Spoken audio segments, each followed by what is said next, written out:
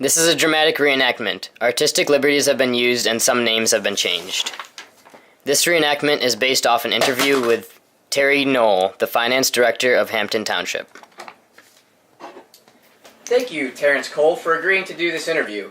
I just have a few questions in regards to your occupation as the financial director for Hampton Township. Yeah, very welcome, Kevin. Ask any questions you have. Why don't we start with, why don't you tell me a little bit about yourself? Yeah, well, I've been employed here at the Hampton Township as a finance director since 2008. I graduated from Penn State with a Bachelor's of Science in Accounting. And prior to my position now, I had worked for the township in a different role prior to my time here as the finance director. Could you describe to me how Hampton Township does its accounting and financial reporting?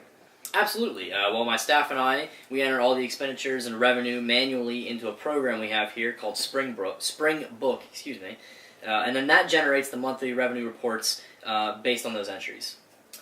What would you say your role is in the budgeting process for Hampton Township? Well, I'm part of a team here that creates the annual budgets, and we work on that the entire months of September, October, and November.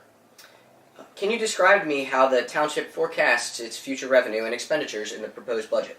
Absolutely. Our budget committee looks at previous budgets over the years and makes predictions based off of that. And then we also take into account other expenditures such as major capital and improvement projects that may be incurred in the coming year. Do you review each department the township has for its ability to stick to its respective budget? Absolutely. We review each department on its ability to stay within its proposed budgets, and then we also evaluate for any unforeseen expenditures that may have arose in each department so we can better prepare the budget for future years. How exactly are the outgoing expenditures monitored? Do you sign all of the outgoing checks? Yes, but there's a little bit more to that. Each outgoing check has 3 signatures on it, 2 of which are automated, but then mine is the third one, and I ensure that the check is correct and has the right amount and is for the right purpose. I know the township gets a lot of its revenue through real estate taxes. How exactly are those taxes collected? Well, the bills are issued at the beginning of each March for the county and the township real estate taxes, and then the residents have until the end of June to pay their taxes without a penalty. And I'll note that our real estate taxes have not gone up in the last roughly 40 years, and that's a very accurate way to predict our revenue that's going to be coming in. It's very impressive. Moving on to the procurement process, how does the process work for Hampton Township? Is there any specific steps the township follows? Yeah, there are. We start by developing a purchase order, and this is normally done by the specific department that's going to be requesting the purchase. I then review the purchase order and to ensure that's in compliance with laws and regulations. And then one thing I can think of specifically that always comes up is we have to open the contract up for public bidding if the dollar amount for the purchase will exceed $10,500.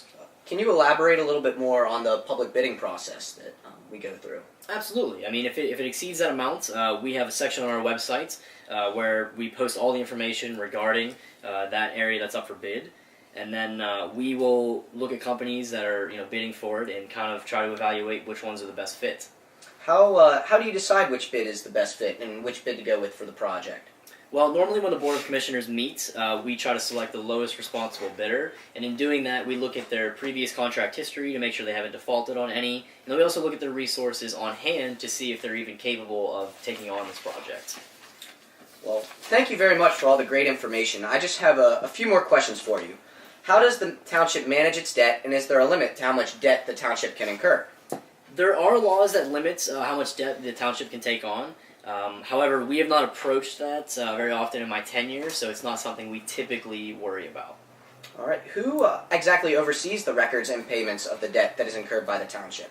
It's up to myself and the rest of my staff here in the finance department for maintaining the financial records of the township.